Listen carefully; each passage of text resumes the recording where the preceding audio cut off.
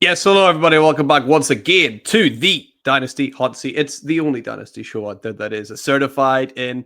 Fair enough, the boys are back in time with another Dynasty show for you, where we're going to talk about what we think is the best stack that you can get right now for your fantasy football teams. We're going to review some 2024 versus 2025 stats. We got a whole bunch of other great stuff for you as well. So make sure you tune in. Let's go.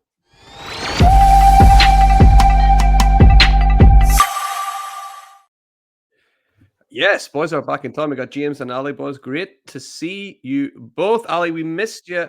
We missed you last week. How are you doing, mate? Good to see you again. Yeah, feeling much better and excited for tonight, despite what was probably my worst fantasy week of the season. So I'm excited to dice up and pose some questions to you boys tonight. I love it. And James, we're back at it again. We crushed it last week, James. Think the pressure's on Ali? Yeah, for sure. Ali missed it last week because obviously the Bucks lost, and he's back this week because they snuck a win. But yeah, good to be back with the three of us. Yeah, can't wait to see how he sneaks in 6-7 in this week's episode, James. It's been my favorite running joke of the last few weeks. So we'll kick things off. We're going to get to the best stacks in a minute. I know that's the title of the show. We're going to get to that real soon, but I'm going to start off by kicking off my topics, I suppose you could call it, that I've got for today's show. I'm going to be reviewing 2024 versus 2025 statistics at the running back position, at the wide receiver position, and then finally at the quarterback position, where I'll pose a question to you boys. Then I'll just run you through the stats for the first two, and then we'll get to questions at the end. So let's go and look at, in 2024 at this exact stage, the top running backs in the class were Saquon Barkley, Derrick Henry, Alvin Kamara, Bijan Robinson, and Jahmyr Gibbs. This year, it's Christian McCaffrey.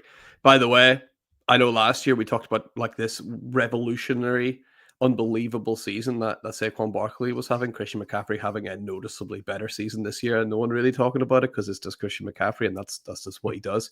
So CMC at the top, Jonathan Taylor behind him, Jahmyr Gibbs making it in the top 5 both years, which is fantastic. Bijan doing the same, and of course my boy Devon, get the tables. Chan is in there as well at running back 5. So what I'm going to do is slowly outlay what this kind of means. So in terms of real fantasy points, and I know you can talk about points per game for a lot of these players, but when we're looking at season by season, we're looking at raw points, really. Saquon Barkley has got you 120 points less than he would have at this stage last year.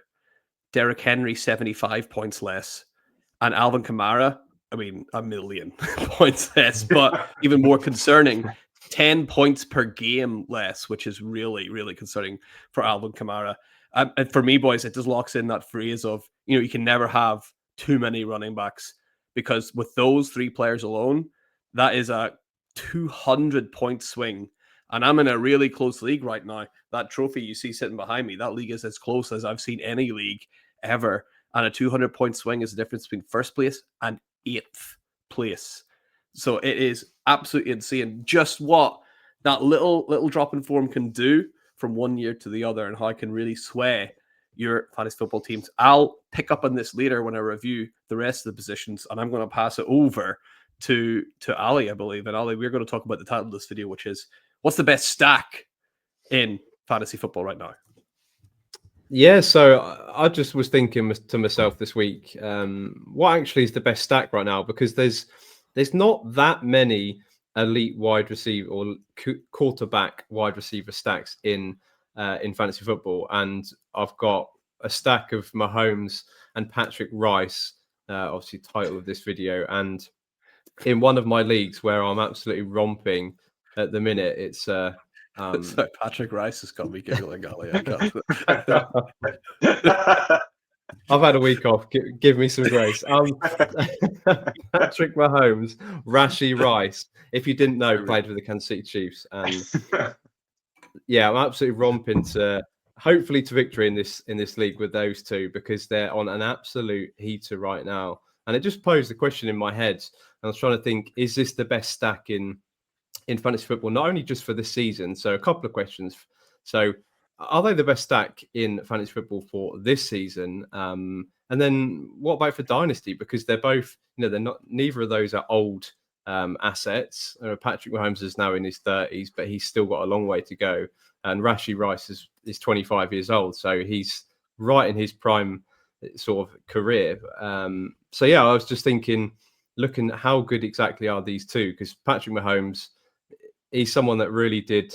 I mean, he surprises no one when he's very, very good at football, but just in terms of fantasy, he's not been that elite producer in the last few years, but he's up to quarterback 2 right now. And Rashee Rice is actually the wide receiver 1 in points per game. So he's actually averaging more points than Jackson Smith-Njigba, who probably didn't help his cause this week with a bit of a failure. But 21.8 for Rashee Rice in the games that he's played.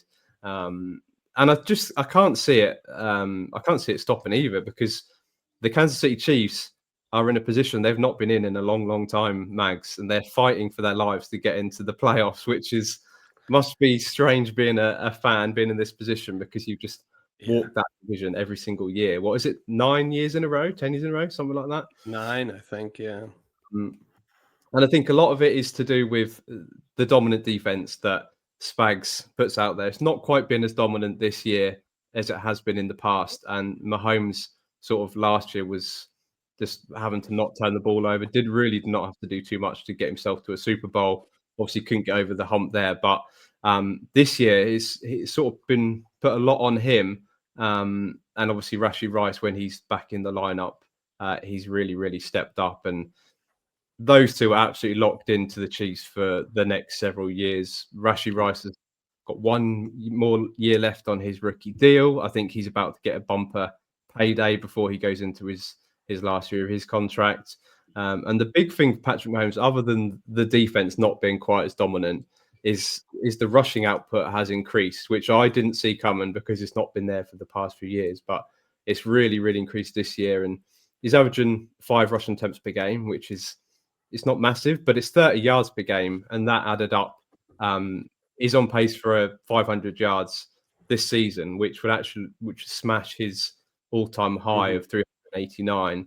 And he's actually on pace for 7 rushing touchdowns as well. So he's really adding them extra points on the ground, as well as having to throw the ball more often. And he's obviously finding Rashee Rice easily and often. So yeah, just pose the question right now in fantasy football. So not talking dynasty, is there a better stack right now? Because I don't see that there is. I mean, you've obviously got Joe Burrow now is back. So would you say him and WR Chase? You've got Dak and CD or Dak and George Pickens. I think that's an elite stack as well. You've also got Matt Stafford and Devontae Adams, who's just catching 2 touchdowns in every single game. And then someone like Goff and Amon-Ra is always going to be up there. So in terms of question 1, is there any better stack right now in fantasy for this year? And then in terms of dynasty, would you still have Joe Burrow and Chase above them? Or would you say this is right up there perhaps as the number 1 dynasty stack as well? Great question. I think the Burrow Chase one for me is the only one that you can make an argument for, really, especially for dynasty, just with the age of the other players and the other competition. I know Xavier Worthy's there, but yeah, he's clearly the number 2 wide receiver behind Rashee Rice for me, just with the concerns that I have with Joe Burrow and his injury record. I gotta put this number 1, but I was going to, because I'm a massive homer, obviously. But I think even looking at my rankings, looking at the scoring, looking at what I predict to happen in the next few years, I'm still gonna put Mahomes and Rice ahead of Burrow and Chase. It is close though, for sure. Yeah, that's close. I think you've missed in redraft. We've missed the best stack, which is obviously Marcus Mariota and Zach Ertz. But yeah, dynasty. The Chase side, I think, is the only thing that you can really make that argument, that because obviously Chase is that potential wide receiver 1 any given season. I'm not sure Rice. I know you said he's averaging the most at this point, but across the whole season, I don't know if I'd bank on him being the number 1 wide receiver overall. Whereas Jamar Chase, pretty much every year, is going to be the favourite for that. And obviously Burrow, if he's healthy, will certainly be scoring similar to Mahomes. But yeah, obviously that health is a bit of a concern at the moment. I put out my rankings recently over on X, and I dug into Joe Burrow, and there is a 50-50 shot at the minute that he will just miss an entire season due to injury and ruin your whole season for you. Like, that's spectacularly bad. 50-50 chance. Like, every second year, Burrow will miss significant time and lose you a league. Like, so for me, I had to slide him all the way down. I moved Rashee Rice up to wide receiver 6 and was expecting blowback. Got 0. Like, people are ready to move him up. Mm-hmm. Absolutely. So that is fantastic. Leave us a comment as well, please, if you think you know what you think the best stack for fantasy football right now is. But I can tell you something for free. You want the best stack for Dynasty and Devy content? Is right here on the Dynasty Hotseat, because we got Devy shows coming at you. We got mock drafts coming at you. We got Dynasty shows coming at you. We got everything. So make sure that you like and subscribe to the channel. Don't miss out on any of the amazing content here. It would be great to have you on board. James, we're going to swing across to your first topic of the evening now. Let's have a little check-in on some year 2 wide receivers, will we? Yeah, exactly. I thought it'd be a nice time to have a look at how they're performing in comparison to what we kind of expected or how they did last year. So I think the 2024 wide receiver class was probably one of the best we've had in recent years, or at least in terms of there were 7 wide receivers drafted in the first round, and then there were 2 taken with the first 2 picks in the second round as well. So, 9 wide receivers going in the top 34 picks. And I think if you looked at this season, we had reasons to be optimistic for 7 of the 9. I think Xavier Legette and maybe Keon Coleman we probably weren't that high on, but we'd already had obviously Neighbors and Brian Thomas Jr. have such good seasons last year that they were kind of in that top tier. I think Neighbors was a lot of people's sort of top 3 wide receiver entering the year. But I actually was just thinking, has any of them actually had a good year this year? Because it seems to have quietened down for a lot of them. I think Marvin Harrison Jr. has had a better year. He's currently wide receiver 28, but he's only averaging about a point per game more than he did last year. So it hasn't really been that sort of jump forward that we wanted from him. Obviously, Neighbors got injured early on in the season, so we can kind of discount him. Roma Dunze, wide receiver 30, and he was wide receiver 60 last year. So obviously that is a jump, but not really what we were kind of expecting. We wanted him to be Dynasty wide receiver 1, wide receiver 2, and he's not really there yet. Then Brian Thomas Jr. has been a huge disappointment. Wide receiver 47, averaging just 10 points a game. And obviously he was one of the ones that had such a good season last year. Wide receiver 12 he was. So yeah, and then we've got some of the other guys like Xavier Worthy, who's wide receiver 52 this year. So not really worth sort of worrying about too much. Ricky Pearsall, who's been kind of disappointing since he came back from injury, wide receiver 63. And then really only Lad McConkey, who's kind of maintained. He's wide receiver 23. It just doesn't feel the same as last year when he was wide receiver 21. I feel like it's just been that steady. And I think maybe it was because he had such a good end to the season last year that we kind of held him up a bit higher than that.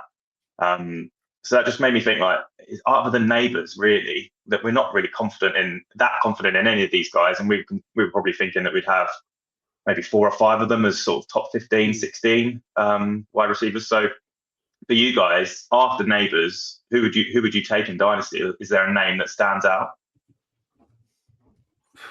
Yeah, for me, I'm still a big Marvin Harrison Jr. guy. Patience is so important with wide receiver. I'll kind of get into that a little bit on our next show, which is dropping on Thursday, about some rebuild targets, where I have Marvin Harrison Jr. right at the very tippy top of my list.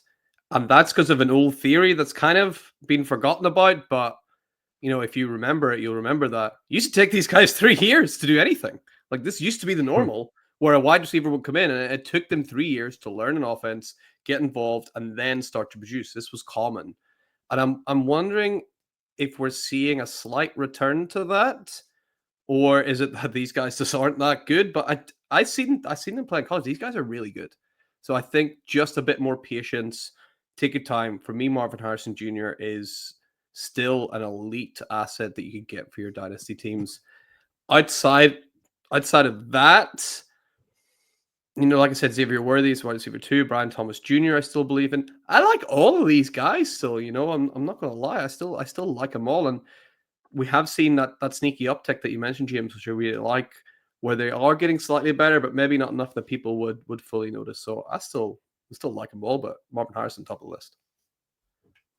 Yeah, For me, I done my rankings a couple of weeks ago. I think Mags is right. I think Marvin Harrison Jr. is the joker. He's the X factor. Obviously, the Cardinals' quarterback situation will play itself out in the off season, whether it be via a rookie or whether it be via free agency. I don't think Kyler Murray is going to be there. I hope Jacoby Brissett's going to be there because he's great for fantasy, especially for Trey McBride. But my rankings are, I mean, it's really close. They're all in the same tier. I've got a really big tier. So Rome Odunze is wide receiver 14. Ladd McConkey, wide receiver 16. Marvin Harrison Jr., wide receiver 18.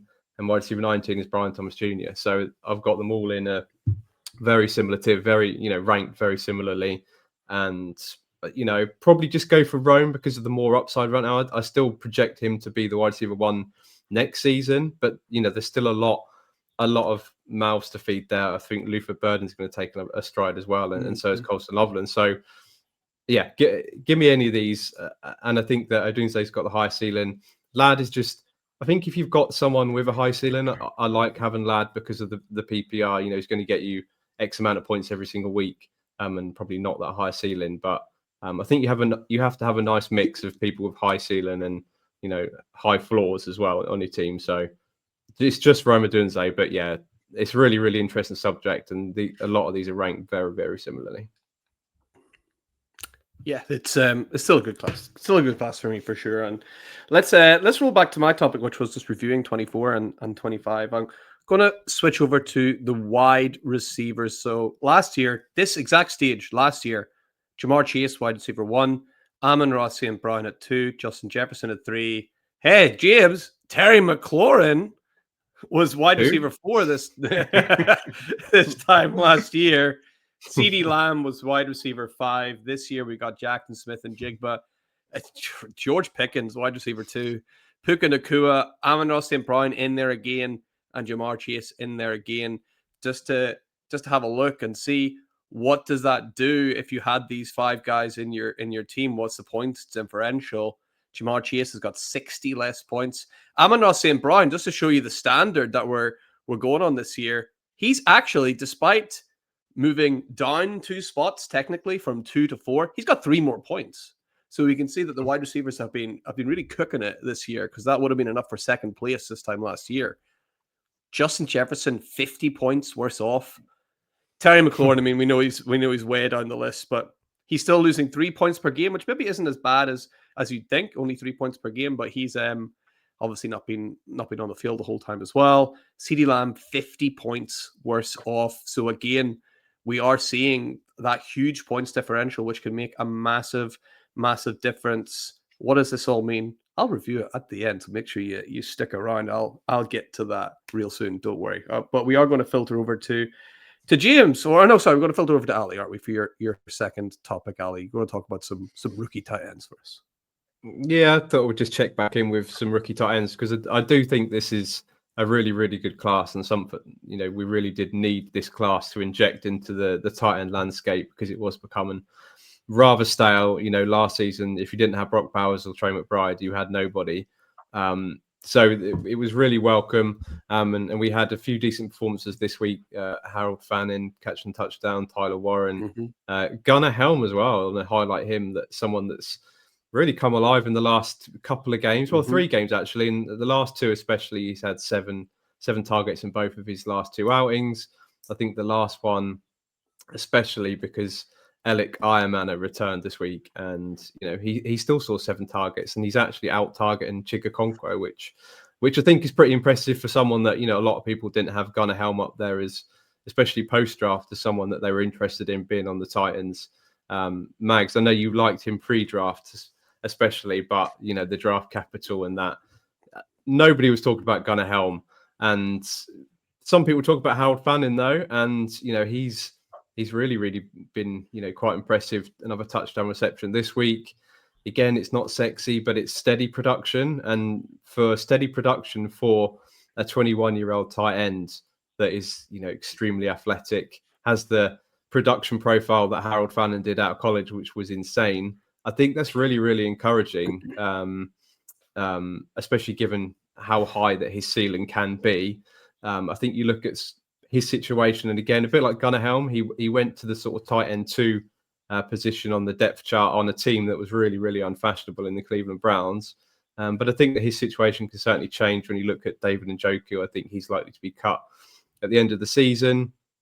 And I think that Harold Fannin could be a massive winner this offseason. And then checking in with Tyler Warren. He's on a bit of a heater lately. So 24 targets in his past 3 games is really, really nice. He did enter the week on the injury report with some sort of illness, but he managed to shake it off and caught another touchdown reception this week. Recorded an 87% snap share as well. So he's really, really up there producing with the elite. And certainly for Dynasty, he's up there as the elite tier, just behind those top 2 tight end for me in Brock Bowers and Trey McBride, actually in his own tier. So yeah, I think he's really been really, really impressive. And just a few others. Is there anyone here that you boys want to talk about? Because I know Colston Loveland was a big name entering the season, and he's shown it in spits and spans. Obviously, there's a lot of mouths to feed in Chicago at the minute, but I think that he can certainly step up.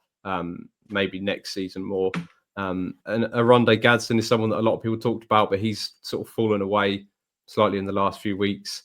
You got Mason Taylor as well, which I think could be a big contributor, especially next season. Elijah Arroyo, someone that I really, really like pre-draft. Like the situation with the Seahawks. Hopefully he can fight himself in front of AJ Barner come next season and be a productive tight end. And then you've got Terrence Ferguson as well. Someone on the Rams that can take that next step, especially in 2026. So out of those last 5 names, is there any one that you boys want to highlight as someone that you're interested in for perhaps 2026 as a stash? I'll let you take this one first, James. Well, yeah, I don't feel like it's much of a stash because Colston Loveland was a first-round pick, but I think like he's going to be. I think he's one of the players. Like you look at that list, and I think most people would have had him as their tight end 1 after the NFL draft, and I think Mags mentioned you need to be patient with wide receivers like early in their career, but you definitely need to be patient with tight ends. And I think in a year's time, or certainly 2 years' time, Colston Loveland's going to be the tight end 1 from this class, and I don't think it will be close. I think Tyler Warren's been, like you said, been great. He's been well involved in that Colts offense, but that Bears offense, as soon as some of those older guys or they're moved on, like DJ Moore, maybe when he's not there in a year or 2's time, we don't have to worry about Cole Kmet. I think Loveland's going to be comfortably in like the top 3 or 4 dynasty tight ends. Yeah, it's the same one for me. I think this is exactly how you should have thought this was going to go in terms of if you had any kind of battle between Warren and Loveland as your tight end 1. This was always going to be the case. It was always going to be Warren comes out on an absolute heater. He had a lot less competition for targets. He had a lot less competition at the tight end position in general on his team. Loveland surrounded by targets everywhere. This was always going to be the case that he had a slower start. Warren has, exceeded expectations, I have to say, though. He is doing really, really well. But yeah, I'm with you, James. I would expect Loveland to eventually overtake him. In terms of the other guys, Terrence Ferguson, I guess, right? Yeah, I suppose. He's I'll throw a question at you two boys then. So if you're sort of in the middle of the pack in your dynasty leagues, which obviously is not the case for you two, but if you were, would you flip Tyler Warren for Colston Loveland and maybe a little bit on top? If I was in the middle, yeah. Okay, I think so. Yeah, not if I'm up at the tippy top, no, because you'll need him for this year. But yeah, in the middle for sure, I'd be happy to do that. So that's a really, really good topic. Thank you very much. Let's move on to our next topic, James. And have you got a little quiz for us as well? You got some questions for us too? Yeah, I do. Yeah. So of course, this weekend I watched. Obviously, we all watch Red Zone, but there's some real highlight reel catches from 3 absolute studs. So there was the Puka Nacua one-handed catch, the Brock Bowers touchdown catch, and then obviously Treylon Burks doing his best OBJ impression. But that was Burks' first touchdown since like 2022. But obviously it was his first touchdown of the season for the Commanders. He's probably played like 3 or 4 games, but it got me thinking. about like some absolute studs who just haven't been scoring touchdowns this year. Obviously, there's been a load of players that have been disappointing. So I just wanted to go through a few names for you guys to see. But I'm going to ask you like individually and not for you both to answer. So, Ali, who do you think has more touchdowns, Matthew Golden or Treylon Burks? Well, I think that's fantastic, and I'm obviously going to go with Treylon Burks here because I think it is him, and it's pretty painful because Treylon Burks I was really, really big on when he came out, and it's always been painful. And Matthew Golden I was big on as well, and that's been pretty painful. So, yeah, I'll go with Burks. I think it is, isn't it? Yeah, 1-0.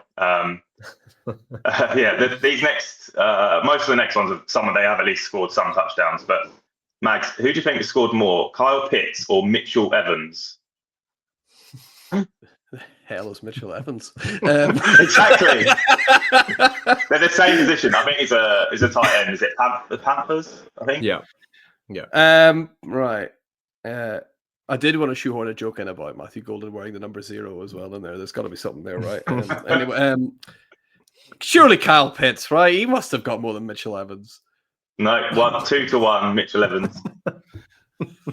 Okay, this one for you, Ali. Zay Flowers or Ryan Flournoy? I don't know if I'm pronouncing it right. I've never had to say that word before.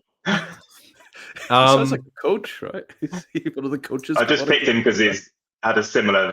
The name starts with the same 3 letters. Yeah. He's Cowboys, isn't he? Yeah. Is he their kick return or something like that? I'm going to go him because I think. Does Zay Flowers ever score touchdowns? He scored one week 1. Wow. That's it for the season. So 2-1. Just back to you, Mags. I will finish on Ali though because I've got a fun one for him. Justin Jefferson or Greg Dortch? I can't say Greg Dortch. I have to say Justin Jefferson. I can't say Greg Dortch. I can't physically do it. No, Justin Jefferson. Justin Jefferson scored 2 touchdowns and Greg Dortch has 3. No way. Pretty crazy. Jefferson scoring 2. I mean, I wonder what his career low is, but you'd expect him to score that most weeks. Okay, last one's for you, Ali. Cade Otton or Tristan Wirfs? No, I know this one because we have not got a tight end touchdown this season, and it was it was great seeing Tristan Wirfs catch that touchdown pass this year. Actually, his second touchdown reception, so maybe he's got more career touchdowns than Cade Otton. Probably not far off. I like that one. Nice. That was fantastic. Yeah, I couldn't say it, the last one. I could it actually hurts to say it loud. I'm not even a Vikings fan, and that hurts to say it loud. That's crazy. Right. So let me wrap up my 2024 versus 2025 topic and tell you what the whole point of this was, shall I? So let's go into the quarterbacks. In 2024, we had Lamar Jackson, Jaden Daniels, Joe Burrow, Jalen Hurts, and hey, this time last year, Josh Allen was QB5. Can you believe that? Versus this year, Josh Allen at QB1, Patrick Mahomes at 2, Drake May at 3, Jalen Hurts remaining strong in QB4, the same exact position. He's got almost identical points, actually. It was quite odd. And then Dak Prescott sneaking in to QB5 this year. If we have a look at what that would do, if you looked at the 24 studs and you have them in your team that did well last year, Lamar Jackson minus, you ready for this? 175 points to this time last year. Also at 8 points per game, Jaden Daniels minus 150 points, which is crazy. So we spoke a little bit about the running backs and how that moved you down from first position to 8th position. Boys, there is a scenario out there, and probably someone is in this scenario where they maybe dominated, completely crushed everyone, went undefeated last year with a team of Lamar and Jaden Daniels as the quarterbacks, Jamar Chase, Josh Jefferson and Terry McLaurin, Saquon Barkley and Alvin Kamara, and at running back. They might have missed the playoffs this year. So my whole point is, if you're watching this right now, if you're at home and you're missing the playoffs, hey, sometimes you're just unlucky. please don't take it to heart. All right. You've done everything right. You've just got hit with an injury bug. You've just missed that peak of a player by this much. Your team is probably still elite. It's probably still great. But if you're sitting, like I know with one or two of my teams where I'm like, damn, I really needed to win this week and you didn't get it, don't lose faith. Keep trusting your process. Sometimes you're just unlucky and keep plugging away. You can do it. You can do it. So that's my whole point. Is sometimes even the best processes and even a team that would have dominated just 12 months ago can completely fall apart like just like that. And that's kind of why we love this game. And boys, the question I did want to pose to you is, has this happened to you in any leagues this year? Because I've got one in particular where it does break my heart. It's this big trophy sitting behind me. I might miss the playoffs. Although, if I make it in the playoffs, it will be at the expense of one Paul Pickin, which will just be unbelievable. I need to score 50 more points than him next week. And I honestly, I can't wait. If it does happen, I'll be so pleased. Boys, any sad deals of playoff misses or leagues you were sure everything was going to go well, just hasn't. Ali, I can see you kind of nodding there. Have you got anything to tell us? Yeah, well, home league, to be honest, home league is falling apart. I know we love our weekly update from James's home league, but it's equally painful. I mean, it's a 1 QB league. Justin Jefferson was my first pick, and I had Saquon Barkley at one point, managed to trade him away. And yeah, Jaden Daniels was my quarterback, so real struggle. I am in the playoffs, but I should be dominating. There's people that don't even know who Justin Jefferson is in this league sometimes. No, it's not quite that bad, but I should be dominating and I'm not. And it is painful. Yeah, so it does happen. Yeah. James? Yeah, it definitely does. I mean, I actually was looking at it the other way around. I've actually got a team.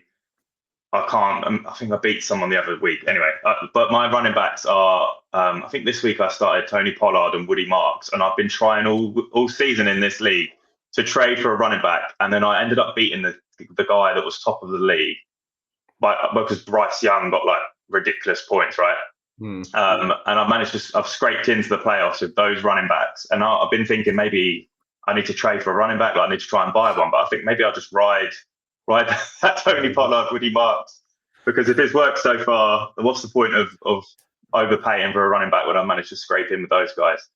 But yeah, there's definitely people in that league that are fuming that I've managed to scrape in with those scrubs. Bryce Young and Tyler Shuck are my quarterbacks as well, so it's not like I've got quarterbacks to carry me either.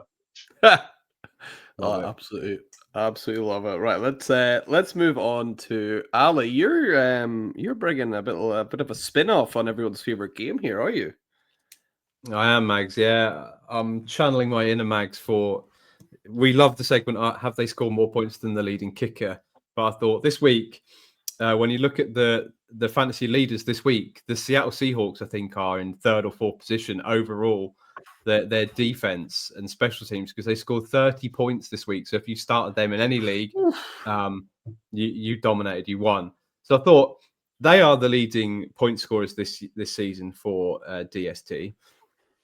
Let's see some players, one in each position, and just break down, have they scored more points than the Seattle Seahawks in fantasy this year? So starting off, I'll start with you, Mags. The famous former quarterback one on Keep Trade Cut, CJ Stroud, obviously proudly returned to the lineup this week on the charging Texans, won 3 or 4 games in a row.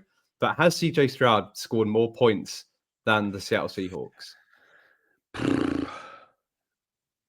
He's not having a good season, is he? I'm going to say no. James. Oh, I thought you were going to do one each. No, yeah, he hasn't scored more. It's a contest, my friend. So the Seattle Seahawks have scored 132 fantasy points this season. CJ Stroud, the quarterback 26, has scored 136. So he scored 4 more points than the Seattle Seahawks. We'll go with the Seattle Seahawks running back, Kenneth Walker. So Kenneth Walker is that running back 21 right now in fantasy, James. But has he scored more points than the Seattle Seahawks defense? How many did you say they had? 132. Oh, it's going to be really close again. I'll go yes. But I don't think he has. I'm going to go yes for the sake of it. I'll go no then. See if I can steal a point. So Kenneth Walker has scored more. He scored 134.8, so he's 2.8 points ahead. We'll go back to you, Mags, with the Chargers wide receiver Quentin Johnston. Obviously was on a heater. He's the wide receiver 30, if anybody cared. Has he scored more points than Seattle defense? Well, first of all, hopefully you listened a few weeks ago when we were screaming at you to sell Quentin Johnson, by the way. James, I've locked in my answer. Obviously, you know. Oh, you locked it in already? Oh. Yeah. You said no, so I'll go yes. The answer is yes. He has scored 133.2. We will finish. I mean, this is for you, James. Surely this guy has scored more. This is Brock Bowers we're talking about right now. The Dynasty Titan one. If you've got him on your fantasy team, you win the league every year, right? Brock Bowers, has he scored more points than Seattle Seahawks defense? Oh, he missed like 5 games, didn't he? 4 or 5 games. Was it that many, actually? And he had that big week. Yeah, he scored more. He's got like 40 points in a week, didn't he?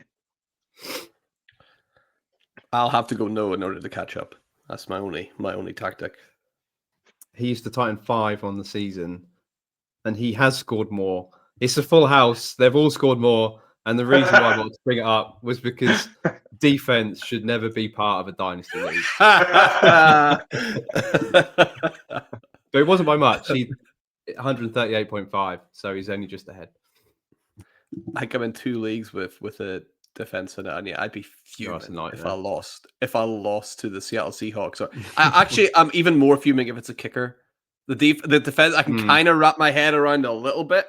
The kickers infuriate me like way more than the defenses. There's a bit more skill, I suppose, in picking a good defense, but the kickers are like literally like spin a wheel, and whatever kicker comes up, you'll take it. So that's fantastic, and we're going to move on to something I've just titled your last topic here, James: Fairytale Endings. Yeah, I just wanted to sort of talk about a couple of things, mainly one thing, and then we'll have the weekly home league update because Ali wanted that.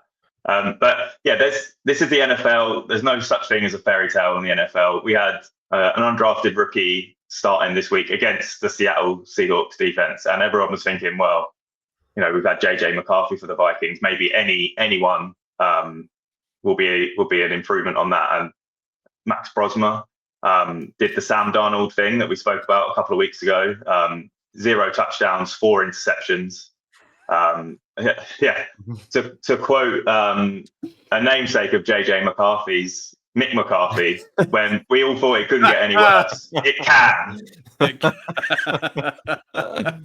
Look, we all should have, everyone should have seen this coming. Like, maybe it is possible for Max Brosma to have a bit of an NFL career, play a few games as a backup, but he was playing the best defense in the league. Well, certainly one of the best 2 defenses in the league, and it was never going to happen this week against the Seahawks. And then, sort of to carry on the fairy tale theme, it's all over in the home league for the no owner or the team that isn't being managed. They've lost the last 2 weeks to the bottom 2 teams in the league. The crowd hates it. Yeah, two straight defeats for the guy who's not looked at his team all season. Coincided when his team doesn't have any bye weeks. So clearly it's better for him when he rests players. But yeah, looks we start the playoffs a week late because there's only a 2-week playoffs. But yeah, it doesn't look likely that he's going to make it. So that ends that fairy tale as well. Oh, that's devastating. Although our favorite segment. What are we going to do with the ST? I'm going to call this STWJ, story time with James. Something during the off season that you can keep us posted on, James. Something else apart from your home league, maybe something going on in like the back garden. You can grow something for us. I don't know, like, something that you can keep us posted on will be great throughout the off season. And boys, that brings us to the end of the show. Fantastic having the best three back together once again. Any closing remarks, many of you have? I've had an absolute blast. Ali, have you enjoyed being back on the show? I have, absolutely. I don't know who I called Patrick Rice earlier. Yeah, I need to get back in the swing of it, but I very, very much enjoyed it. Some great topics and some good fun games as well. Yeah, that Rashee Mahomes is a hell of a quarterback, James. Yeah, it's great. It's great to have Ali back on the show, and yeah, looking forward to the next few weeks as we sort of wind down the end of the season. Yeah, absolutely. Guys at home, thank you so much for watching. If you've made it this far and not hit the subscribe button or like button, hey, leave a comment as well. We got tons of stuff that we want to chat about, so leave a comment if you want to see anything or see any topics covered. It'd be great to hear from you. See if we can get that done for you. But for now, that's all from Ali, from James, and for myself. We will see you next week here on the Dynasty Hotseat for another Dynasty show. And until then, for anything Dynasty needs to know, keep it locked on the certified Inferno. We'll see you next time. Bye.